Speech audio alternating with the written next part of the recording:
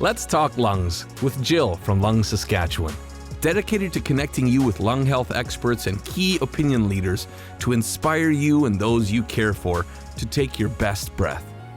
This podcast is recorded on Treaty 6 territory, the ancestral and traditional territory of the Cree, Dene, Blackfoot, Saulteaux, Nakota Sioux, as well as the territory of the Métis. Today's Let's Talk Lungs episode is done in collaboration with Health Canada. With Health Canada's support, we can connect you with lung health experts and individuals with a lived lung health journey to better empower you to learn how to take your best breath. Thank you, Health Canada. As we breathe in today, we are inspired by lung cancer survivors and lung ambassadors Kerri Mossing and Christine Elliott. Christine Elliott is an author, speaker, and transitions registered professional counselor to people who have experienced disease, disaster, or adversity. She is the host of the Live Free podcast, The Evolution of You. Her journey as a 2-time cancer survivor enables her to connect with people on a very personal level.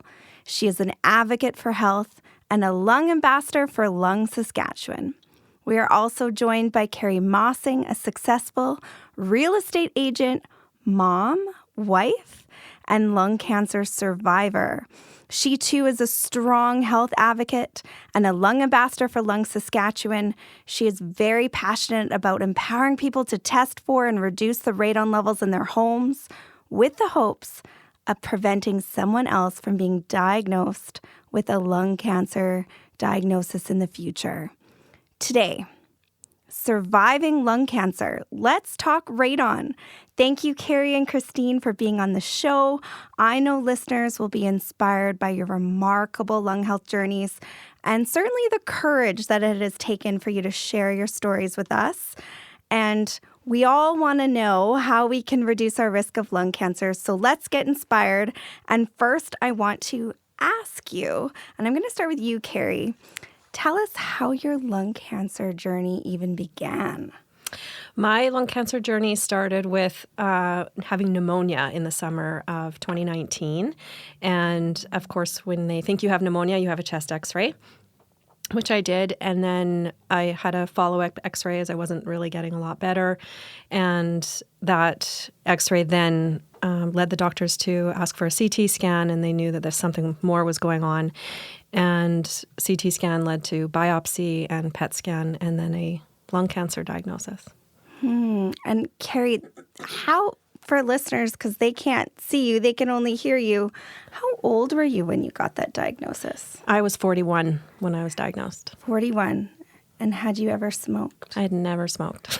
So Lifetime non-smoker. I was shocked. I imagine you were shocked. Yeah. And were those around you shocked as well? Everyone was very surprised. And even, leading up to the diagnosis, all of my doctors, the specialists I was seeing, everybody was saying, it's not cancer. Don't worry, it's not cancer. It's just, we'll figure it out. But maybe there's some immune thing going on in your body, and there's some anomaly happening. We'll figure it out. And then eventually, when the lung specialist, after I had a PET scan, said, I think that we're looking at cancer here. And then it was like, whoa, that's pretty serious. Yeah, and shocking, not just for yourself, your family, your friends, but also for the doctors, because people don't necessarily think young, female, never smoked lung cancer. Definitely not. It was not on the radar. It was just trying to figure out what else it could possibly be, even though it looked like cancer on the scans and testing. But yeah, until we had the biopsy done and tested, then finally everyone said, okay, it's cancer. Yeah, a scary, scary word that no one ever wants to hear. Very scary. Yeah. And Christine, tell me about your journey, because you had a similar diagnosis. Certainly, yes. Kerri and I have both had a wild ride at a young age. I was 31 when I was diagnosed, and what it started off as was breast cancer. And while we were going through my breast cancer journey, there was this spot that everyone was like, it's on the lung, Could be nothing, could not be. And so it morphed and changed. And over time, we started thinking, well, maybe it's stage 4 breast cancer. And we did tons of tests, and none of them came back conclusive. And what we landed up doing was opting for a surgery. And once the nodule, at the time it was a nodule, was removed, we found out it was in fact a tumor, and that tumor was a primary lung cancer. So I had breast cancer and lung cancer at the same time. And, essentially, I don't know that we would have found the cancer. Much like Kerri's story, you go through pneumonia and you land up finding out that you have cancer. I went through breast cancer and landed up finding out that I had lung cancer. Oh my goodness. That too must have been shocking. One at 31. That's not something that you typically would anticipate. I don't think there's anything in life that really prepares you for that. And then battling both. Certainly. Mm-hmm. Yeah, hearing that cancer diagnosis not just once, but twice. It shakes you. I certainly. bet, at your core. Mm-hmm. So both of you are here today. Both of you look fabulous, smiling. How are you doing? Kerri, we'll start with you. I just celebrated my 5 years cancer-free. Woohoo! Yes. That's amazing. Yes, that is very worth exciting. a smile for sure. And Christine, how are you doing today?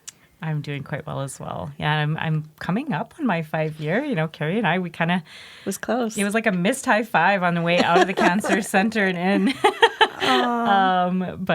So I'm coming up on my 5 years in August, I believe, or that might be 4 or 5. It's coming up. Yeah. Oh my goodness. Well, that is like the best news ever. And I just think there's so many synergies here with both your stories. And what's even more remarkable, not only did you guys fight something and battle something so hard, so scary, and come through it and be able to say, yeah, hey, there's light at the end of this tunnel. But in the thick of it, and even as you've come through that darkness, both of you have remarkably taken the time to turn this negative, scary, horrible thing and try to bring awareness, bring hope, bring help to other people. So I want to first start, Kerri, what made you decide that, hey, I want to share my story and I want to help others with this?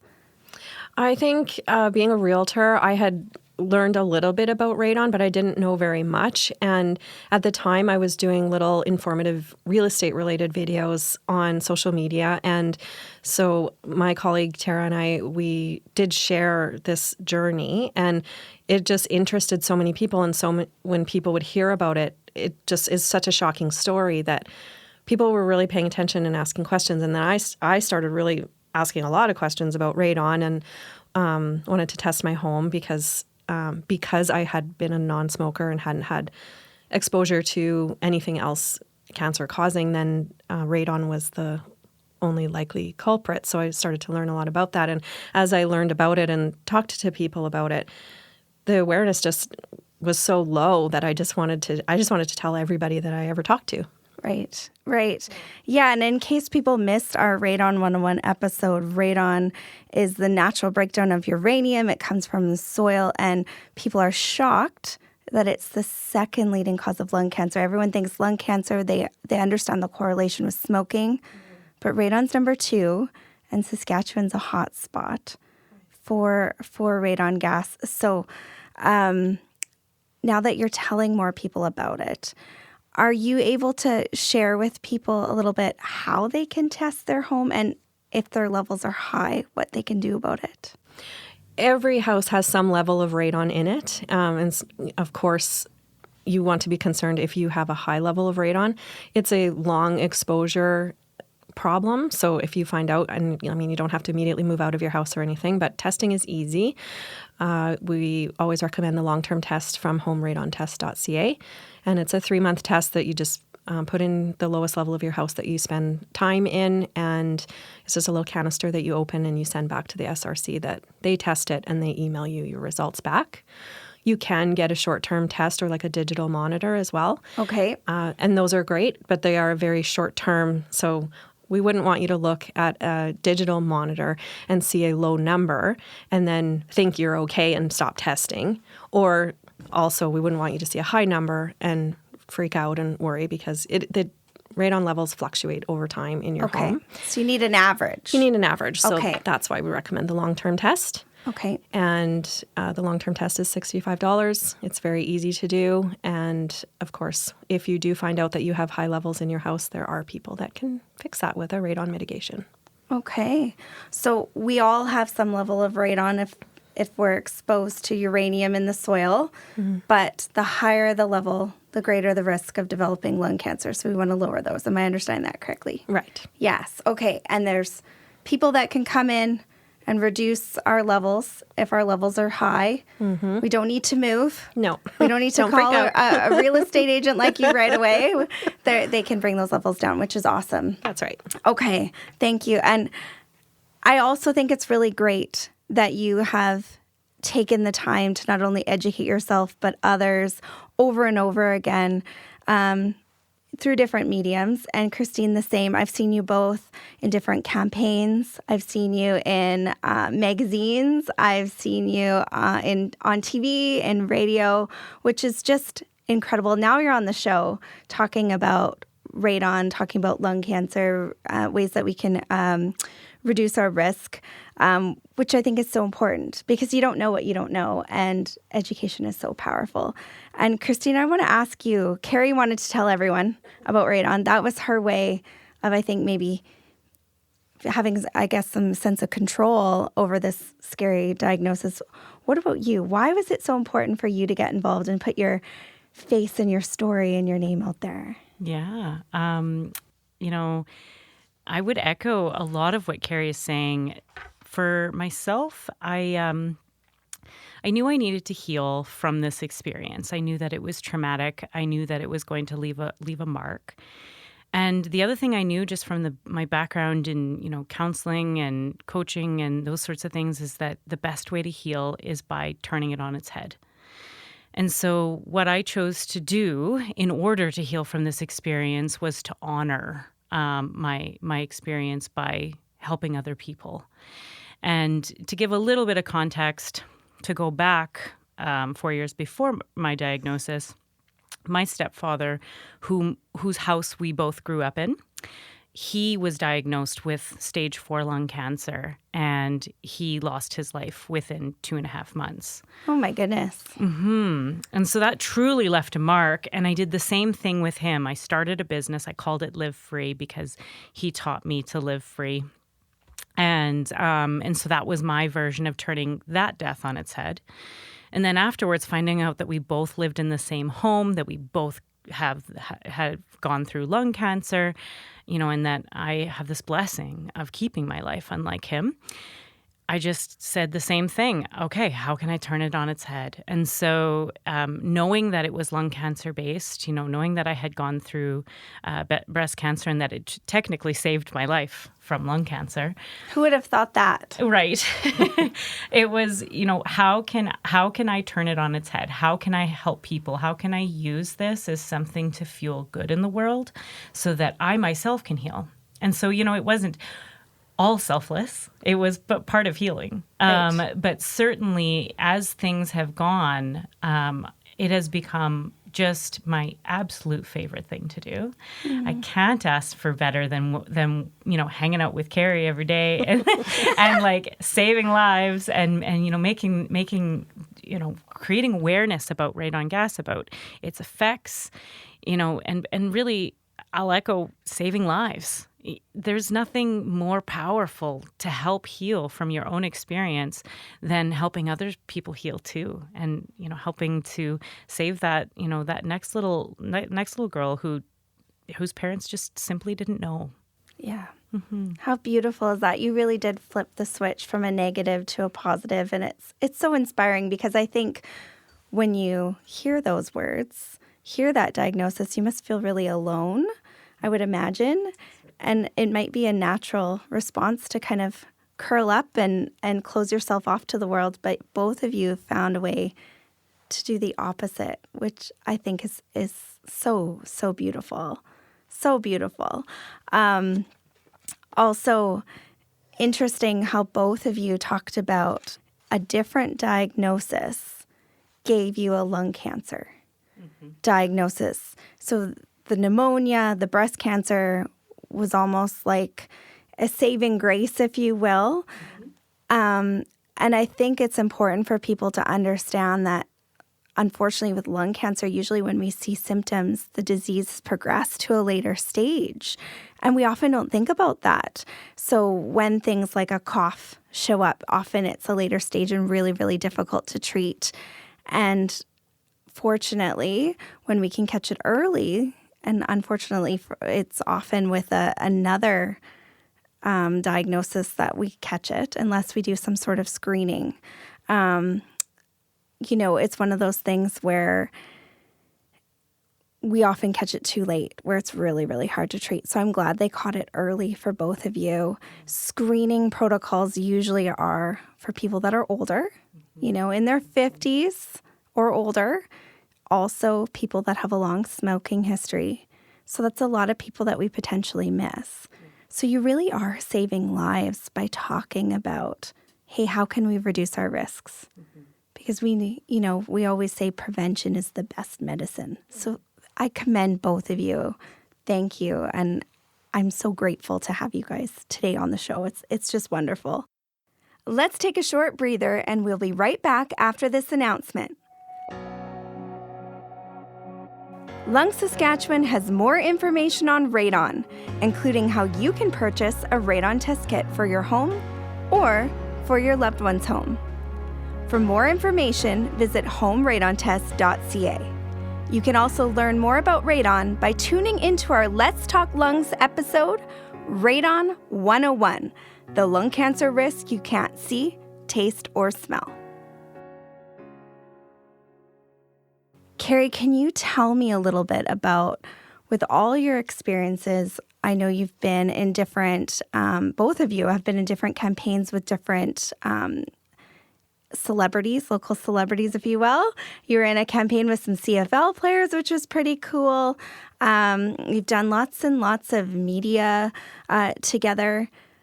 With all of the different experience that you've had since your diagnosis, what would you say has been the most meaningful out of all of it?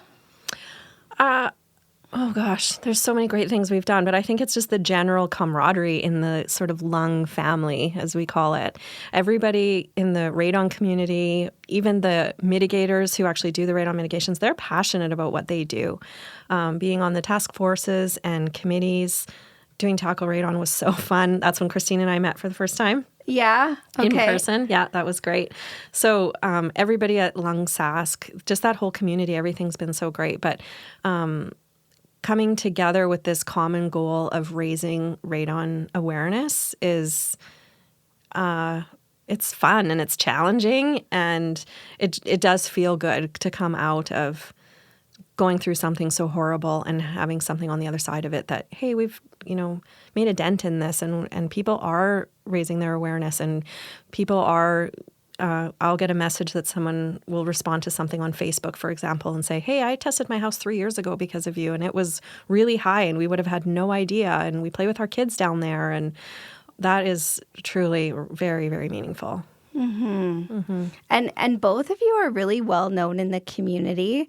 When we say your name, people do know you both and know your story, and they right away, radon. Either they say they test their home, or they're inspired to, or they're, grabbing a test kit for a loved one. It's really remarkable the impact that you both have had and continue to have, and I can only imagine where it's going from here. I just think this is the beginning of a beautiful journey for you both. I don't think this is at all where it stops. I think the future is so bright for both of you. And I think the message that you guys have really shared with us today is that if you have lungs, you can develop lung cancer, right? And the risk factors around us, we can't necessarily see them. We can't necessarily taste them. We can't necessarily smell them, and they're often very hard to detect, right? Okay, so Christine, listening to what Kerri has shared, what's meant the most to her, what about you? What in your journey has inspired you the most to keep going, I guess? Mm-hmm. Well, I want to take a short opportunity to thank Kerri because the reason I'm here is because of her. So when you say, everyone knows us in the community, everyone knew Kerri in the community. And so I can't remember whom I talked to, but someone said, I know a realtor who had lung cancer and never smoked. You should chat with her. And it was because of that we met. And, she ultimately was like, you should join us, And so I'm just so grateful because I've had the opportunity to, be part of all these meaningful experiences as a result. So it's, it's growing. This is a movement. Yes. And I think that leads to what has been the most meaningful to me, which is that it is a movement. It's that it was at one point a whisper and, really almost a whisper that people were like, oh, okay, you and your fear mongering, Right. No one wanted to hear about it. And now it's a talk. People are like, oh, I've heard of that. And you got the odd person who still thinks it's fake. But generally, we accept that, that there's this thing and that we should probably test our basements. Yeah. And not everybody's doing it, but we're part of this charge that didn't exist. 10, 15 years ago. Nobody talked about this. No, you're right. It really didn't. It didn't exist in the general community at all, the general public, even in public health, really. Right. And now everyone's like, oh, second leading cause of lung cancer, and we're talking about it. Yes. And to be part of a movement like that, I think is probably the most meaningful for me because it's just, when else are you going to be able to be part of a movement that shakes the world? Right. That's so cool. Right. It is cool. It is cool. And it'll be neat to look back and be able to say, hey, we did that. Yeah. And now what? Right. So I want to ask that now what to both of you. Now what? So Christine, I'll ask you, what's next for you? Well, no one in Lung Sask is getting rid of me anytime soon. Oh, good. Yeah. Good. We'll keep you both. You guys are going to be all like, Christine, like, we know. I know. We should talk more about Radon. It's great. Well, no, it's not great, but the talking about it. So I would say what's next for me is just the more we can do, the more I want to be there. Like, it's just... This is just phenomenal to be part of, like saving lives. That's what's next. I want to keep saving lives and making a difference for everyone. In my own life and career, I was working as a health foods advocate and prior to my diagnosis, and now I feel very differently. And so now I work with people. I'm taking my schooling to become a counselor. And I want to help people transition through experiences like this. And so, really what's next for me is just continuing to lead the charge on, saving lives and saving mental health and moving forward from disease. Yeah. Moving away from disease. That's moving away from disease. I like that.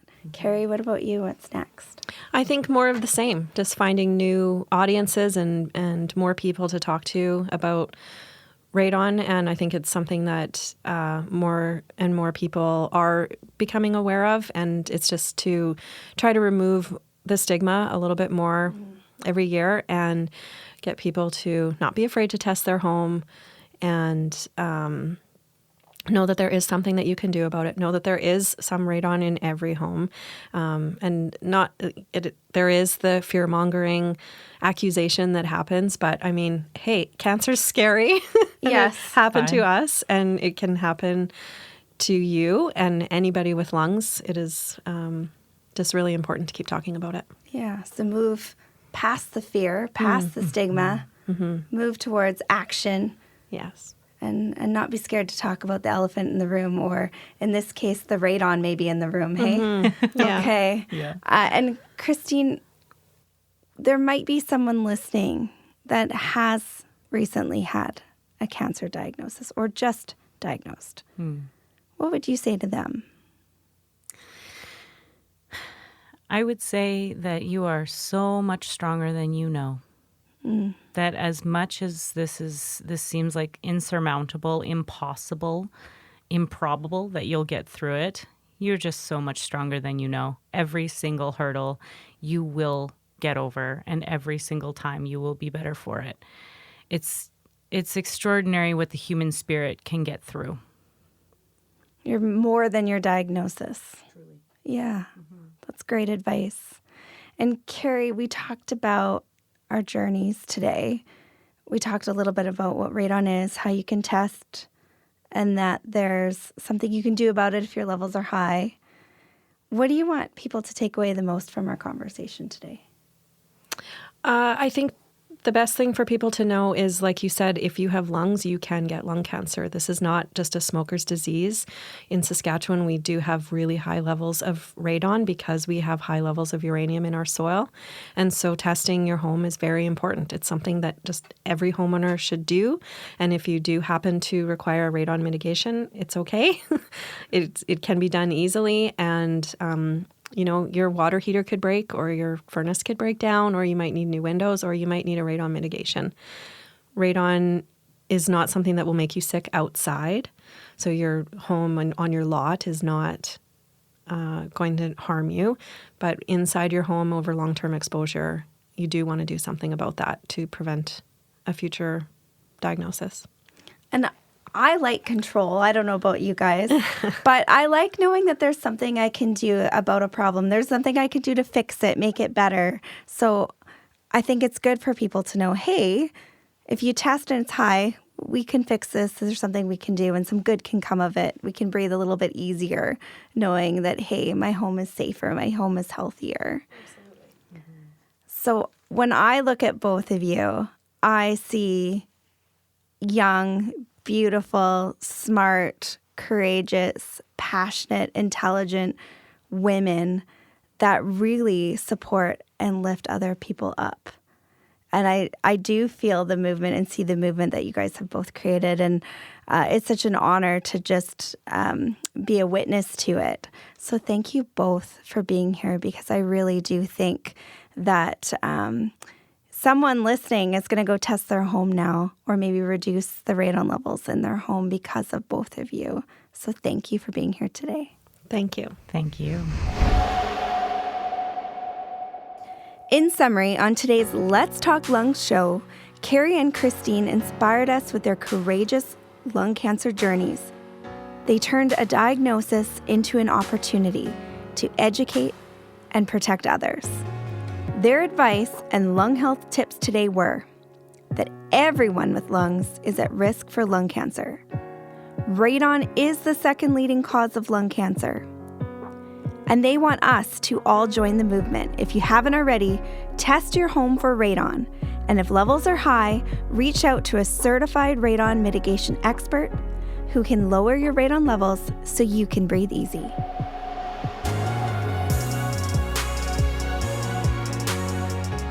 Thanks for listening. If you enjoyed this episode and you'd like to help support Lung Sask's Let's Talk Lungs podcast, please share it with others, post about it on social media, and leave a rating and review. Follow Lung Sask on Instagram @LungSask and on X @LungSask. That's all for this episode. See you next time.